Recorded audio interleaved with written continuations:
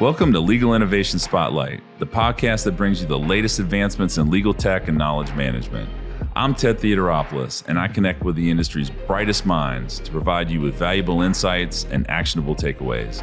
So sit back, relax, and let's dive in. Dan Hauck, how are you this afternoon? I'm good. Thanks, Ted. I'm so glad that you joined. I was actually been trying to get in touch with you since the ILTA Awards. I reached out a couple times on LinkedIn, but I know you're not on there a whole lot. So I thought it was great when Jobst reached out and we were able to connect and get you on the show. So thanks for being here. Yeah, absolutely, Ted. Thanks for having me. And by the way, congrats on winning on Innovative Business Partner. Well earned, I would say, and appreciate being able to be on the podcast here. Thank you very much. I think I had a little bit of an advantage because I had been shortlisted before, like 10 years ago, and I don't think they wanted to have me get all dressed up in a suit twice and walk away empty-handed. So I think I think that probably helped. But there were some really solid. Is it Julia Montgomery from Intap was also a finalist? There was some stiff competition in there, so I felt lucky to walk away with that.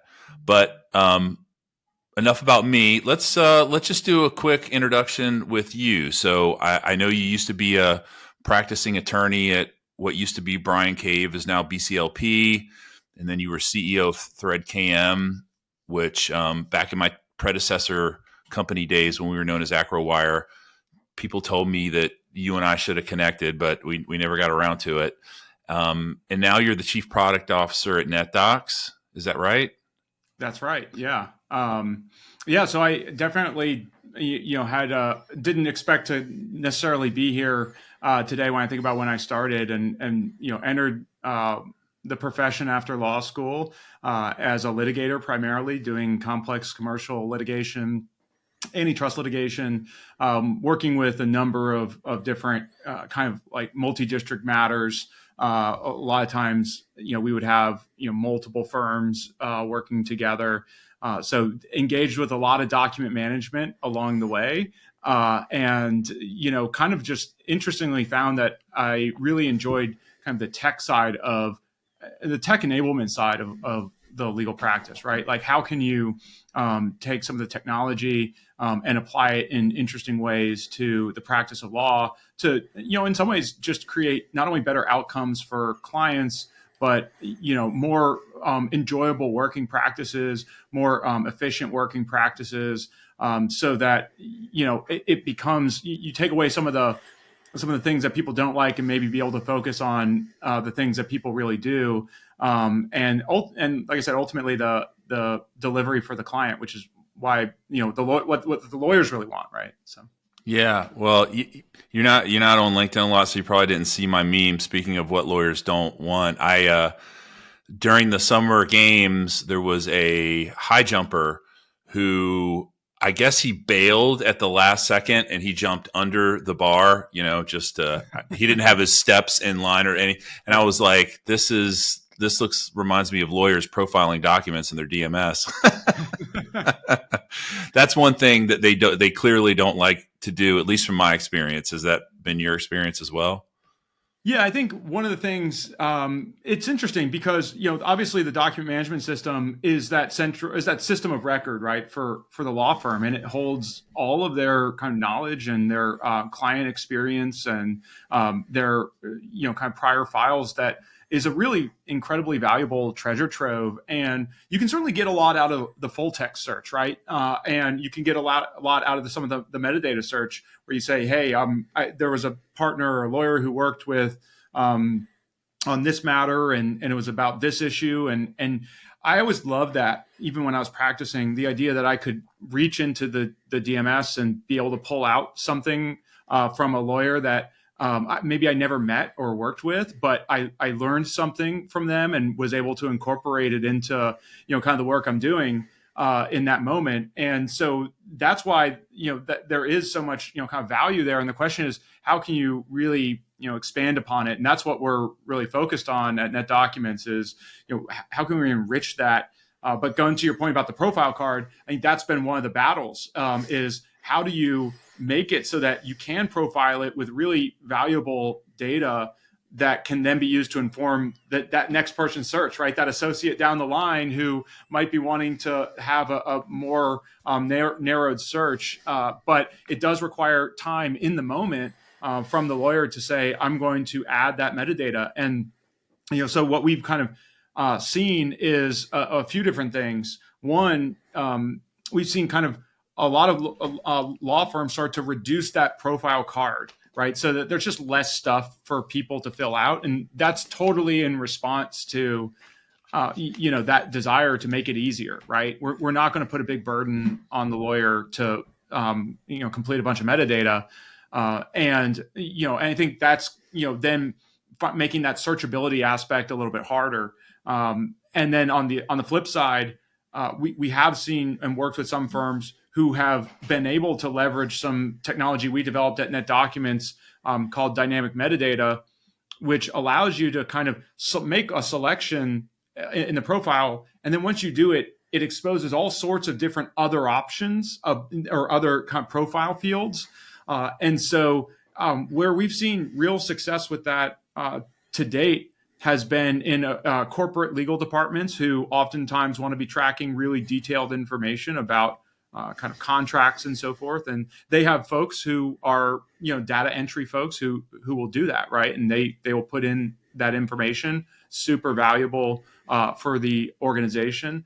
And then I think where it's been kind of easier for the firms has been when they can hook it up into an automated system. So a couple of interesting examples where we work with some of the court filing technology vendors who take the document as soon as it's filed in court and they deliver it straight to the document management system. They'll notify the right people along the way and say, hey, here's the link to the NetDocuments. And, within a few seconds of that document being filed in court, it's now inside of NetDocuments. And the cool thing is we can profile it because it's a programmatic upload. You can profile it with all sorts of great data. Is that like ECFX? Is that an example? It's spot on. ECFX, okay. Pacer Pro. There are a couple of vendors in that space who do that work, and we have relationships with all of them. And it's great when you get a document that comes in and it has all the metadata. And maybe more importantly, a lawyer then can go to a folder inside the litigation matter, the pleadings folder or the pleadings index, and they can have confidence that it has the entire index, all of the documents that have been filed, and they've been profiled perfectly. So you can see the party who filed it and the date and the docket number and all the judge, all these different sorts of things, which now you're kind of like, I view that as really like the first step of really automating the enrichment of data. And of course, now with Gen AI, we're able to take the second step. So before we get into the opportunities, like what are some of the other challenges? Like so InfoDash is an intranet, extranet platform. We integrate with all the document management systems. In fact, we had an app in the NetDocs app store back when we were AcroWire, a consulting organization, where we had an API that this is back when your REST API was new, like 2015-ish. And we had a mechanism for caching and speeding things up. So we've been, we've sent people out to Utah to get trained with you guys years ago. So we've always been close to document management systems in legal, but we're not implementation partners. That's just not something that we do. But, we do see some of the challenges, and obviously profiling documents falls into that category. Also just, documents just not making their way in, especially in a timely manner, into the DMS and staying in a My Documents folder locally, which now, with Windows 11, a lot of times gets pushed by default into OneDrive, which may or may not be aligned with the firm's IG policy. But what are some of the challenges today? I would imagine those two. I'm sure there are others. Yeah, I think you're hitting on kind of the right things, which is like, how do you be in the lawyer's workflow so that you're able to be there and be able to make it easy, so it's not extra work on the lawyer. Similar with profiling, just to save it and to get it into the right location, and to kind of have that be part of the regular workflow. And I think that's where we've been partnered with Microsoft very closely. We have for a long time been integrated with the Microsoft suite. It's amazing. I can't tell you the number of times that I've talked to NetDocuments users who say, I think our firm uses NetDocuments, but I don't know that I do. And then I watch them work, and they open up, our solution in the office, and they're searching for files, they're opening them, they're saving it as new version, and so they're actually sometimes using the platform, and that's why it's always best if you can start in one of those tools, because then you're in that workflow, right? If you kind of start somewhere else, or you kind of work off of your desktop, then we want to make it so that it's easy for you to get back into that.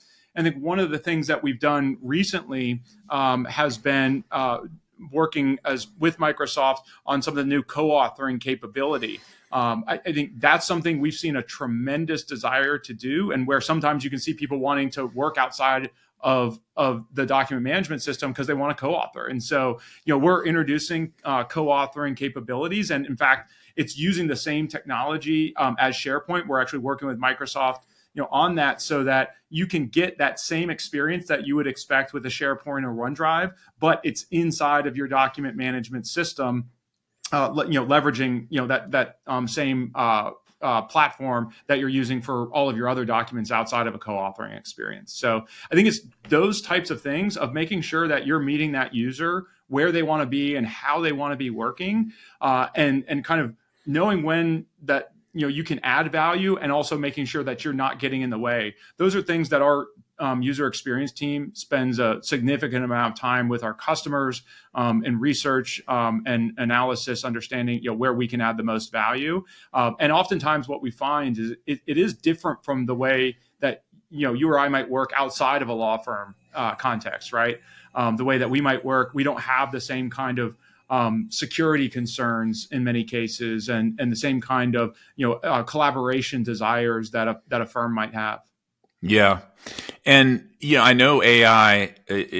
We planned on talking about AI a little bit during the conversation, and from our perspective, things that AI does well is classification, extraction, summarization, drafting. Legal drafting is a bit of a special case, and there's a lot of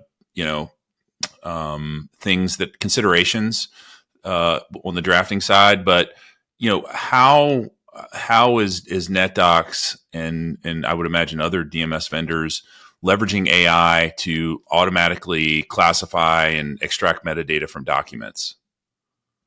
Yeah, that's something that we've been very excited about, I'd say, from the beginning of the current boom of Gen AI. And what we've seen is really a step change in terms of the capability with this current set of LLMs. There's been a lot of products in the past that have attempted to do some kind of classification or things like that. And generally what we find is that either it's kind of you have to look at a really narrow set of documents and be able to parse within that. But our customers tend to have a lot of different kinds of documents. We service every kind of law firm, corporate legal department, government agency, and so there's not just it's not just, is this an NDA or is this a MSA or something like that. Is this a pleading? Is this a motion to dismiss specifically? Those type of things, and to get to that level of fine-grained detail, I think is really what has been unlocked with the newest LLMs. And so, going back to that conversation we were having about how do I profile my documents really easily and do it in a highly enriched way? Well, this is where we can apply Gen AI incredibly effectively. So now I can look at any document and apply a classification. And then once I know what kind of document it is, I can start to extract out the relevant and critical pieces of information that I would want to have and save to the profile of the document. So as an example, identify that, hey, this is a lease agreement, and this is a commercial lease agreement, and it is, here's the property address, here is the jurisdiction that governs the laws, here's the monthly rent, right? Here's the tenant name and the landlord name. All of these pieces of information can now be, in fact, we're working with customers who are doing this right now. They're extracting it, they're saving it into the document metadata. That allows them to do reporting and search and all sorts of incredibly valuable things that was very difficult to do before. In fact, they were having to pick up those documents and kind of move them into another system out of the document management system in order to get that information. And now we call that KM in place, right? We're actually able to deliver knowledge management right in that space at the time of creating the document. And so that's a real differentiation that goes back to being in that workflow and being able to provide value, right there. So I think there's a lot of use cases that Gen AI unlocks, but that classification one is just so exciting. We're just seeing real benefit from that. So how do you scale that process for like large document corpuses, like 100 million documents? Like, how does that work in scenarios like that? Yeah, so we basically built a solution that does a lot of this work in the background. So we have an AI solution, and we're going to be introducing what we call background apps. And what that allows you to do is exactly what it says. You can run these complex AI-driven applications actually in the background. They can be triggered by an event like you saved a document. Let's go look at that document and let's go apply that classification and extraction, or be able to do that at scale in the background for all of your documents. That's kind of the next step of where we're going, the next phase, to be able to do that at the kind of broad scale. We've been doing a lot of testing with different models to make sure that we're doing it, getting good results, as well as being able to do it cost effectively. Because different models are great for different scenarios. There are some that are very fast and they're very cheap, and they can get you a very accurate answer with respect to the document classification. But then once you know what that document is, you might be wanting to interrogate it with pretty specific and nuanced questions, and there you might want to have a higher powered model in order to get good and accurate answers, like, is this indemnification clause mutual and that type of thing, where it really needs to understand things like party applicability in order to be able to answer that question. Yeah, I mean, you mentioned cost. The first thing that went through my mind is, man, that sounds expensive doing this at scale. But are you leveraging open source models like Llama, or are you the mainstream OpenAI and Anthropic? Like, what's the strategy there? Yeah, so we really work with the larger foundational models, particularly Microsoft's implementation of GPT. We've seen really great results with that. And I think the other thing that's just so important to call out in this space is that we're seeing incredible decrease in cost, right? Every new model that comes out tends to be faster and cheaper. The context window also tends to grow, which means, of course, you can stuff more things into that context window. And many of the documents that go into a document management system, that you can do a very quick and easy analysis as to whether or not you need to apply any Gen AI enrichment at all, right? In email, for instance, you might say, hey, we don't need to, but a contract that it has a lot of rich market data. That's something where you're going to want to go into more detail. And so I think as you start to break down what the overall corpus of documents is, what we're finding is that it's actually pretty cost effective, especially compared to you think back even a few years ago to some of the big KM projects where you might say, hey, we're going to try and review, we're going to hire a team of folks, we're going to try and review 5,000 or 10,000 documents and extract out maybe some gold standard documents that we can leverage in a knowledge library. Those themselves can be expensive propositions that are now way more effective in terms of how quickly you can get it going with Gen AI. Yeah. Well, switching gears a little bit on the search side. So search is we're not a search company, but we every, and I think I can say this with in totality, I'm pretty sure we've been building legal intranets and extranets for 16 years. We started in 2008 as AcroWire on a services side, and then transitioned to a product company about 3 years ago. So we have built a lot of legal intranets, and enterprise search, that's usually the launch point. And we've seen a lot of different search strategies. We've seen a lot of search vendors out there who, recrawl and index an entire DM corpus, which really feels like killing a fly with a sledgehammer to me personally. Our first stop on the DM side is to leverage the API and basically pass through. It's like a federated search scenario. We also leverage Azure AI search, and we'll crawl and index whatever. It could be SQL databases, or if they have a file share, that sort of thing. But that is a heavy lift to recrawl and index a DMS corpus. In fact, we had one customer who was spending, and they're not that big, AmLaw 75-ish, and they were spending $20,000 a month in Azure consumption to do this. Just Azure consumption, didn't include any licensing or anything else. And, they said, whoa. So yeah, what are some limitations that strategies like that are trying to get around? Like, why would someone choose to go that path as opposed to leveraging the native search of the DMS platform? Yeah, typically folks are trying to, as you know, kind of pull together a variety of different data sources. As I mentioned, the DMS is really the source of truth for a lot of the work product. But sometimes you want to be able to pull in information from your time and billing system or some other system, and maybe pull those results together. And I think that that's an area where we've certainly done. I appreciate that you said at the beginning you've worked with our platform and our APIs, and that's something that we've been we built a cloud platform, and so it's kind of in our DNA to be able to connect that way.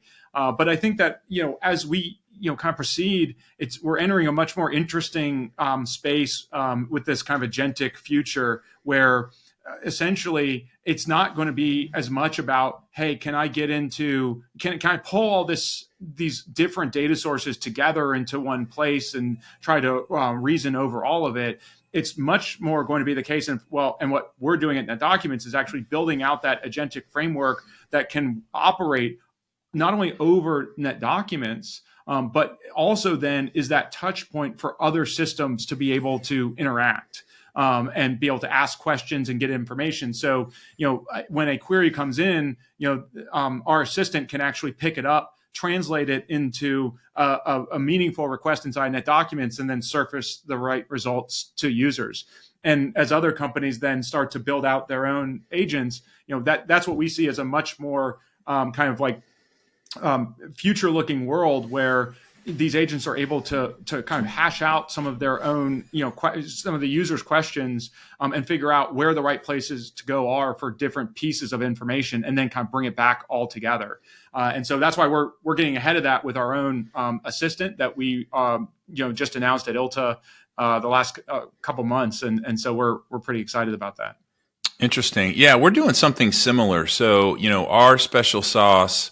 The name InfoDash, we jokingly say we're like DoorDash for your data, right? So yeah. Our special sauce is we stand up a real-time API that usually lives in Azure and brokers the connections into all the back office systems, and then provides a unified API, well documented, that not only powers our front end, the intranet and extranet platform, the web parts basically that you build pages with, but you can also now leverage like Power Automate, and you can say anytime a new document or anytime a matter is provisioned in a practice management system, go create a folder in NetDocuments, and they can do all that through Power BI, talk to all these different systems.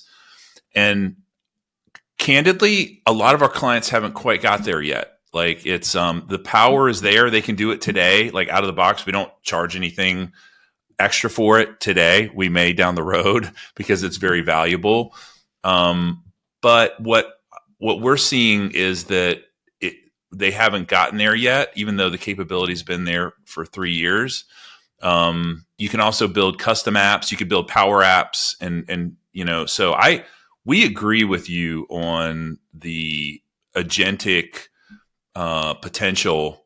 When you're unifying data sources and enabling capabilities where again, you can stand up an agent to go perform a set of actions. That's super exciting. What do you see, sticking with the search topic? What do you see new with respect to AI? And I mean, natural language search has been around for quite some time, but it's not really. I haven't seen really good implementations of it. Like, I don't know. What are you guys seeing with AI bringing to the search to the table in search? Yeah, I think with search, the most exciting area is absolutely around semantic. We've been working closely with AWS and Elastic on some of that, and basically, this is kind of the cutting edge of being able to do semantic across these massive repositories and doing it in a really smart way that oftentimes actually leverages the data enrichment capabilities that I talked about earlier. So helping kind of confine the semantic search to a set of documents to get better results, right? And so that's what we've been driving at. That semantic search obviously can help users get much better results that are kind of conceptually related, even if they don't use the same kind of keywords. And that's just a big help to users because in a lot of spaces, but particularly legal, sometimes we talk about things with different terms, but they actually, can mean the same thing, or there's different contexts, right? That something was applied in that your situation is slightly different, but you can use the same precedent. I think those are scenarios that are just so powerful for leveraging semantics. So what we're doing today with the assistant is we're doing these kind of like on the fly dynamic embeddings of documents. So you can select just a huge range of documents, and it will just on the fly embed it, and then you can ask it any question like which one of these documents or which one of these agreements expires in the next 30 days or something like that. And it will obviously be looking at it, finding the right document that's responsive to it, and then giving you an answer. That's that kind of connected assistant experience. But then once you kind of have all of the content repository embedded, now you can perform, really, I think, interesting searches and much faster because you're no longer doing it with that dynamic embedding. You don't have to wait for that process to happen. It's already happened, and you're just getting users to value faster. Yeah, you mentioned KM in place, briefly, but like define that. What exactly does that mean? Is that a NetDocuments specific concept, or is it more broad than that? Yeah, so as we've kind of looked around the market, and we've seen different solutions. What we continue to find is that there's a lot of work that's being done for customers who are on other document management systems where they're having to kind of pick up and move stuff into another location. And that's when they can actually do data enrichment and so forth. Well, the challenge is there can be some risk associated with that. You have to make sure that you're bringing it over and bringing over the latest version, or you're bringing over all the security profile that needs to go with it. You have to vet out that other location in the same way that you vetted out your document management system and make sure that it's passed all the muster that you would expect there.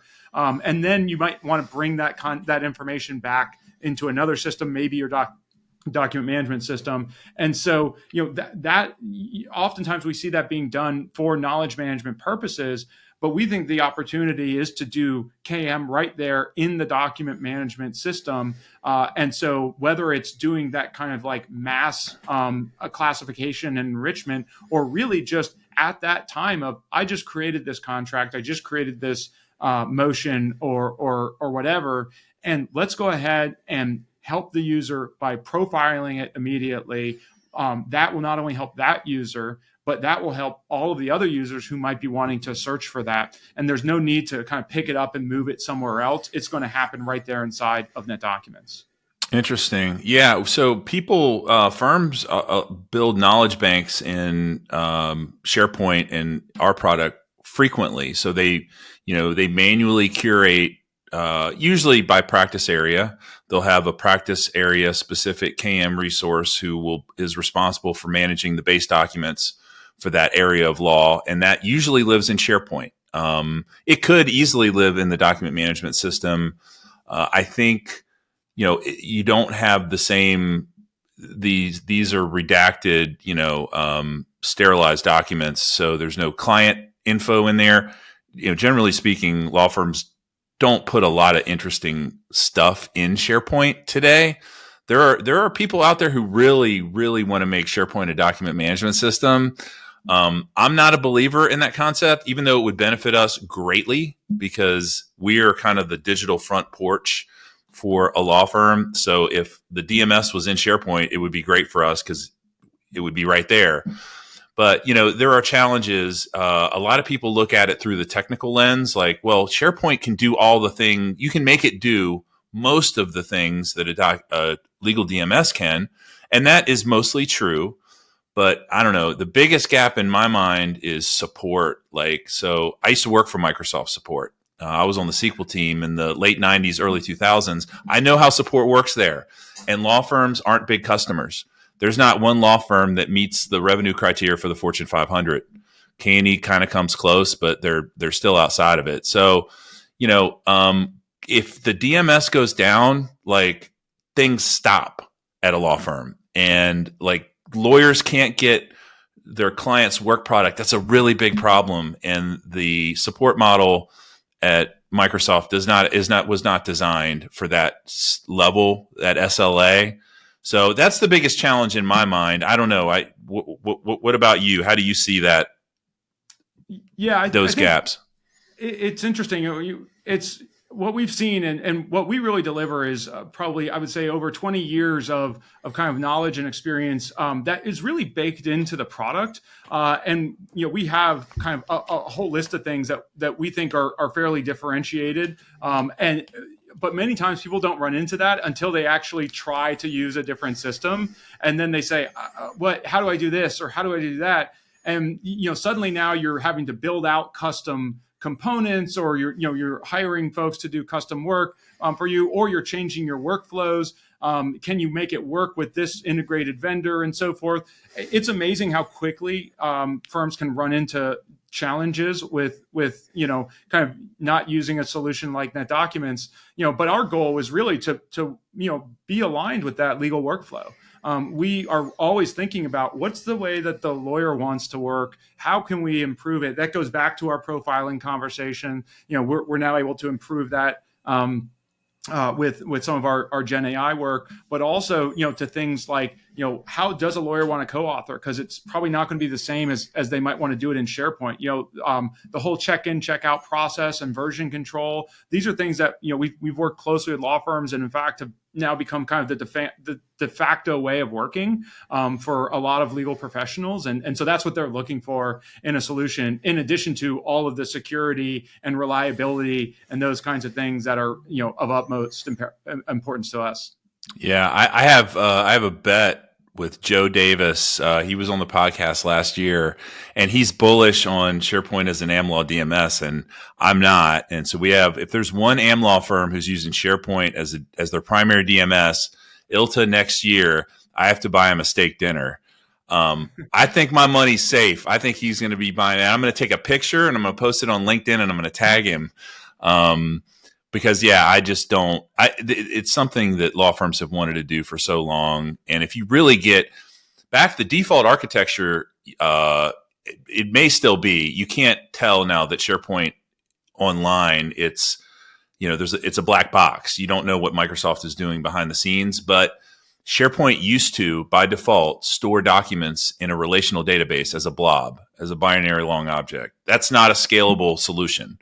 Now, and there were workarounds that firms used to leverage to scale that out, something called remote blob storage, where you basically store it in a file system and then store the pointer essentially in the database. But then you got to worry about keeping things in sync. And so I don't really know how Microsoft's doing it behind the scenes today, but yeah, it's just not the right tool in the AmLaw world. Smaller firms can get away with it, I think. And I know there's a couple. Oh, sorry. Go ahead. I know there are a couple that are trying to mitigate the support gaps by trying to do some offline storage, and so that if things go sideways, they can get to their documents. But yeah, I'm just bearish on that approach. I think a legal specific DMS is really important for law firms because it's the lifeblood of the firm. Yeah, we certainly agree. And again, our focus is on, supporting legal professionals, and that's different than supporting kind of just like the broad users of content management and enterprises that, as you mentioned, are oftentimes, many orders of magnitude bigger than most law firms. And I think, though, what's interesting is you mentioned, kind of the smaller organizations. That's been an incredibly fast growing part of our business. And many of them are actually coming from, SharePoint and other systems. And so I think at some point you start to run into those challenges that I mentioned because it's not really set up for the way that a lawyer would want to work. Where we are seeing kind of, conversation is, well, what about Copilot, right? Like, do I have to move all of my stuff over to SharePoint to take advantage of Copilot? And I think there, again, it's just super important, that with NetDocuments, we have that relationship with Microsoft because, we've been building out a Copilot integration with them so that essentially kind of what we talked about earlier, NetDocuments is really now that interface, like it knows how to interface with Copilot. You can put in a query to Copilot that says, can you find this document in NetDocuments and so forth. And then that can be passed over to NetDocuments. We will find that document and bring it back into Copilot where it can now be ingested into that session. It can be, and your question can be answered, right? So in kind of a normal session, the user has no idea that that's happening, but in the background, Copilot knows how to go get the document out of NetDocuments to help the user get an answer. And I think that's where, again, that partnership has been so critical in making sure that we're solving, how the user wants to work. Because whether they're in NetDocs and asking our assistant, or whether they're in Copilot, we don't care. We want the user to get the answer to the question, right? Yeah. Well, yeah, that's a good segue because I wanted to talk a little bit about Copilot and NetDocs. Like, how does that integration work? Right? Copilot is not a search tool. Right. It's a Gen AI platform. And I've seen people, even well-informed people, get confused on that. But you can do searching. You can search for information through Copilot. But Gen AI and search, there's a relationship there, but they really are trying to accomplish two different things. And there are hybrid, like Perplexity is a great example. Perplexity is, I use it literally every day. It's the default search engine for my browser now. Mm-hmm. And it provides answers rather than links, right? Mm-hmm. So when you do a search and that search is, you're looking for an answer, it can go out, find the resources, and load them into a RAG model and use the LLM to generate an answer. So, but give us just kind of overview, like how the integration works with Copilot NetDocs. Well, I think the example you gave is a great analogy. So if the user's inside of Copilot, they're able to ask a question or ask a question about maybe a document that's inside of NetDocuments and say, hey, look in NetDocuments for this document. And then that query is recognized as needing to go and get a document from NetDocuments. It pulls that in, verifies that, yep, this is the document. And from there, that document has now been loaded into the context window of Copilot. And that means that the user can start asking questions about that, right? So they can be saying, when was it executed? What's the renewal date? Those kinds of questions. And even though the document lives in NetDocuments, it is able to be, you have that session inside of Copilot. and that's a temporary session. When that session is over, that information is deleted and so forth. I think the important thing to recognize is that that with this integration, we're preserving the security associated with that document. You're not going to be able to bypass NetDocument security. The documents that Copilot has access to on your behalf are the same documents that you have access to, right? So we're enforcing that security all the way through the chain of questioning. Interesting. All right, so it does work a lot like Perplexity. Then it sounds like. Exactly. Yeah. And I think this is where that kind of agentic future that we talked about, it really has potential, because that's how we constructed it, was as an agent, so that it can interact with other agents like a Copilot, but also others. And so it's very likely that Copilot will be that kind of orchestrator of different requests, where a user might ask something and it goes to NetDocuments to get a certain set of information and goes to other systems to get other information, and then pulls that together in order to deliver an answer. Again, very intentional in how we constructed that, and I think it makes it's a natural place for those kinds of questions to emerge. Yeah, I'm sure you've seen the DIKW like pyramid, where you have data at the base of the pyramid, and then you have information, then you have knowledge, and then you have wisdom. And like tools like Perplexity really, I would say Google probably drops you off at the information layer. It's not pure data. There's usually some context around it, and the Perplexities of the world really kind of take you one step further and provide knowledge. And so it sounds like you guys are really trying to move in the same direction. Yeah, I think that's right. And again, we're always thinking about it from the position of where's the lawyer, where's the user, what are they trying to do? And what we found through our research was that there were many firms who were very interested in Copilot and adopting Copilot because it can do the kind of task-based activities like calendaring and email drafting support and those kinds of things. But as there's, to your point earlier, like the legal DMS is just an essential place of work, and so we have to and we want to provide an easy way for a user through Copilot to get into the DM. But there's oftentimes the starting point is actually in NetDocuments. And so, having an agent there as well, where you can select a few documents and ask questions. Oftentimes you'll see that in like a due diligence scenario where they've loaded up a number of different agreements and so forth. And, they need to interrogate those in kind of one-off setting. Having to pick those up and move them into another system, again, that doesn't feel right for the user. It needs to happen where the work is, and that's in NetDocuments. Interesting.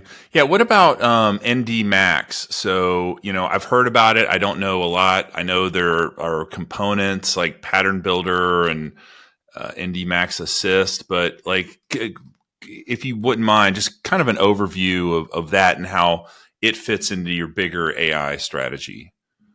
Yeah, so NetDocuments is our core platform, and last year at ILTA we introduced ND Max, which is our AI enablement inside the platform. So today we now have two core capabilities. The first is that assistant that we've talked about. So this is that kind of like chat style experience where you can select documents, you can ask questions.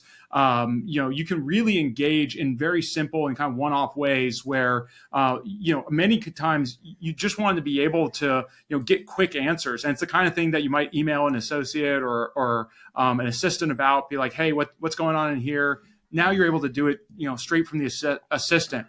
But what we also have learned from working with customers is that many of the use cases that they want to work on are really about scaled opportunities. They're about being able to do things very consistently with generative AI so they get predictable and usable outcomes from their platform. And that's really where you have to have a workflow engine that can incorporate Gen AI and a document automation solution that can build out documents exactly the way that you need them. And so our solution, Pattern Builder Max, is an enterprise app builder. It's a no-code solution that allows you to easily construct a form. Like if you've ever done a Google form or something like that, you can put these pieces together and and ask and run any kind of application. This is great for those kind of like multi-step prompt chains and so forth, where you take the output from one, maybe you bring in another document, feed those two things together,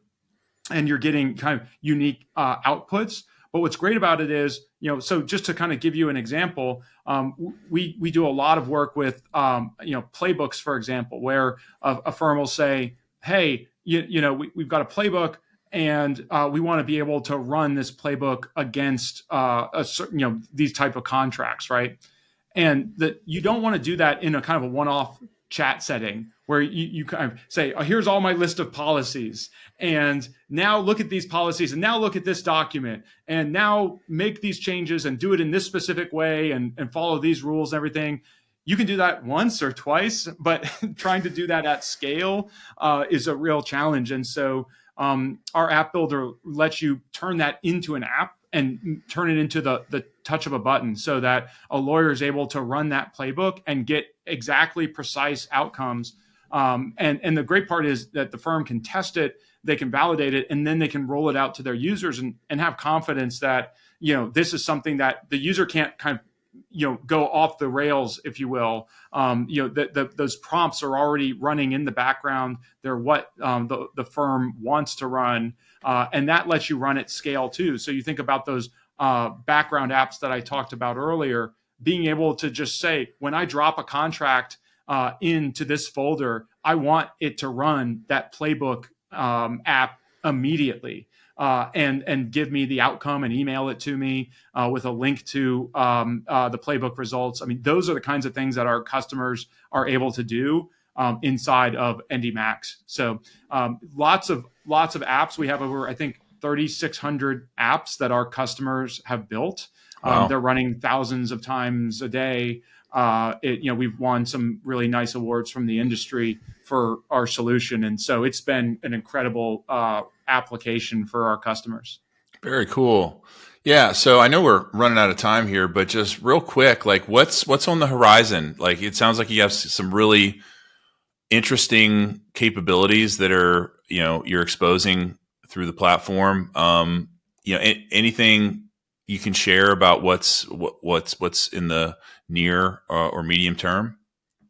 Yeah, I think I'd maybe just sum up a couple of the things that we talked about. So that the assistant is new, but what we're going to be doing is actually linking that together with our apps so that you can actually run apps from the assistant. So you say, hey, summarize this deposition. It's not going to give you the GPT output. It's going to give you your firm's proven, tested app that you want to run when you run a deposition summary, as an example. And so it's really about connecting these experiences inside of ND Max. And then that connection point with semantic search. So being able to, search across the entire corpus of documents and have the assistant have access to that and have the apps have access to that. It's this whole connected ecosystem of essentially knowledge and capability that we're able to drive as that system of record. I think that customers are going to be able to get the benefit of that by being on that one platform. And so that's why we're focused on continuing to deliver those solutions. And so really excited about those things here in the next year. Very cool. Well, this has been super informative. I appreciate you spending a little time and talking through what you guys have going on at NetDocs. Clearly, it's an up and coming platform, and people are excited to learn about new stuff that's coming down the pike. So, really appreciate you being on the show, and maybe we can have you on a little bit down the road, and once we have some of this stuff in the review mirror, and you have some new capabilities on the horizon. Yeah, that would be great. Really appreciate it, Ted. Enjoyed it. And, it was a pleasure to talk with you about this stuff, and, would love to come back again. Awesome. Good stuff. All right, Dan, I appreciate it. Thanks. All right. Take care. Thanks for listening to Legal Innovation Spotlight. If you found value in this chat, hit the subscribe button to be notified when we release new episodes. We'd also really appreciate it if you could take a moment to rate us and leave us a review wherever you're listening right now. Your feedback helps us provide you with top-notch content. Want to dive deeper into the world of legal innovation? Connect with us online at getinfo-.com, where you'll find additional resources and articles. You can also follow us on social media at GetInfoDash to stay updated on the latest news and insights in the field of legal tech and knowledge management.